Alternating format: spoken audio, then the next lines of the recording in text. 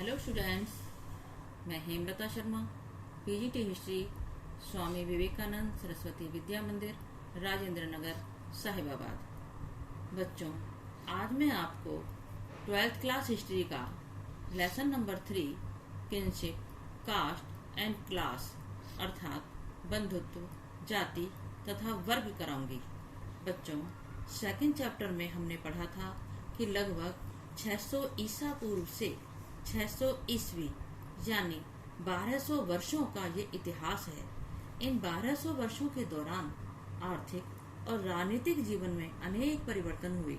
इनमें से कुछ परिवर्तनों ने समाज पर भी अपना प्रभाव छोड़ा। हड़प्पा सिविलाइजेशन के बाद इस टाइम पीरियड में कृषि के क्षेत्र में उपज बढ़ाने के नए नए तरीके प्रयोग में लाए गए, जिसके कारण प्रोडक्शन बढ़ा। सिंचाई के नए नए तरीके, लोहे का प्रयोग, शिल्प कला के क्षेत्र में अलग अलग काम करने वाले अलग अलग कारीगर थे। ये सब हमने बच्चों सेकंड चैप्टर में पढ़ा था। धीरे धीरे ये लोग अपने अपने काम में ट्रेंड होते जा रहे थे। उसी के आधार पर अलग अलग काम करने वाले लोग अपने अपने सामाजिक संघ बनाने लगे, यानी एक जैसा काम करने वाले लोग अपने अपने गिल्ड बनाने लगे। इस तरह नगरों का भी उदय हुआ।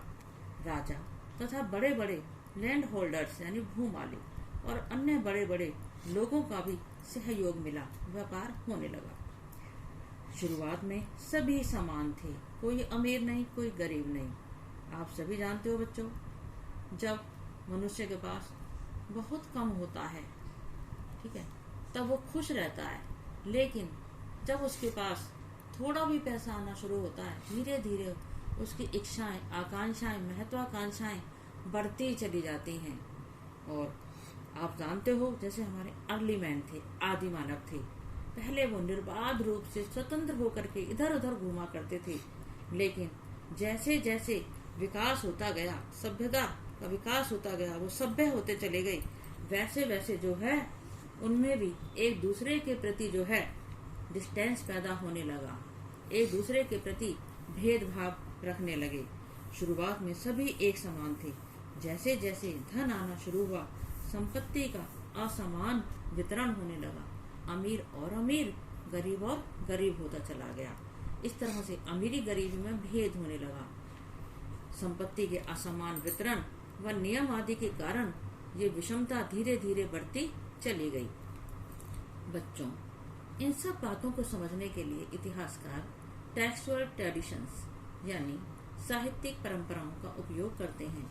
कुछ ग्रंथ सामाजिक व्यवहार यानी सोशल बिहेवियर तथा कुछ ग्रंथ समाज का संपूर्ण चित्रण प्रस्तुत करते हैं, और कभी कभी समाज में व्याप्त रीति रिवाजों पर अपनी टिप्पणी भी प्रस्तुत करते हैं। बच्चों, भारत का इतिहास बहुत समृद्धशाली है। प्राचीन भारत के इतिहास को जानने के बहुत सारे सोर्स हैं। हमें खुदाइयों से बहुत सारे सिक्के, मृद भांड यानी मिट्टी के बर्तन, स्थापत्य कला के क्षेत्र में, शिल्प कला के क्षेत्र में, इसके अलावा अभिलेख, साहित्य, विदेशी यात्रियों के वृतांत, ये बहुत सारे सोर्स हमें प्राप्त हुए हैं, जिनसे हमें जो है प्राचीन भारत के विषय में जानकारी मिलती है। अभिलेखों यानी इंस्क्रिप्शंस से हमें कुछ ऐतिहासिक अभिनायक मतलब हिस्टोरिकल एक्टर्स की भी झलक मिलती है। यदि हम ध्यान से इन अभिलेखों को तथा ग्रंथों को पढ़ें तो हम देखेंगे कि प्रत्येक ग्रंथ व अभिलेख किसी विशेष समुदाय के दृष्टिकोण से जैसा वो चाहते थे वैसा ही लिखवाते थे। अतः ये समझना जरूरी हो जाता है ये ग्रंथ किसने लिखे, इनमें क्या लिखा है और किनके लिए इनकी रचना हुई है, और सबसे बड़ी बात ये किस भाषा में लिखे गए हैं। बच्चों, महाभारत भी भारत के इतिहास को जानने का एक महत्वपूर्ण ग्रंथ है। बच्चों, आपने महाभारत के विषय में तो सुना ही होगा। महाभारत क्या है, महाभारत क्यों हुई, किस किस के बीच हुई, इसका क्या परिणाम हुआ। यह विश्व का सबसे बड़ा महाकाव्य है। महाकाव्य का अर्थ होता है एक लंबी कविता जिसमें किसी नायक अथवा राष्ट्र के जीवन व उपलब्धियों का वर्णन है। महाभारत का पुराना नाम जय संहिता है।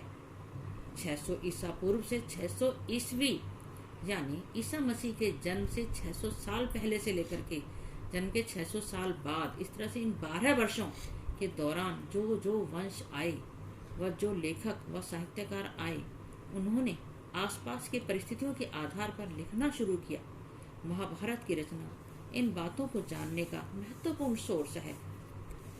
500 ईसा पूर्व से महाभारत की रचना शुरू हुई। कब से शुरू हुई बच्चों? 500 ईसा पूर्व से। ठीक है। और महाभारत का पुराना नाम क्या था? जय संहिता। और करीब 1000 वर्ष तक इस ग्रंथ की रचना होती रही। इसमें करीब 1 लाख से अधिक श्लोक हैं वर्तमान में।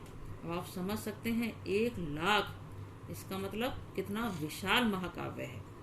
इसमें कुछ कथाएं इस काल से पहले भी प्रचलित थीं। विभिन्न सामाजिक समूहों व श्रेणियों और परिस्थितियों का इसमें लेखा जोखा है। महाभारत का युद्ध जमीन व अधिकारों को लेकर हुआ। महाभारत की मुख्य कथा 2 परिवारों यानी कौरव और पांडवों के बीच हुआ, जिसमें पांडवों की जीत हुई।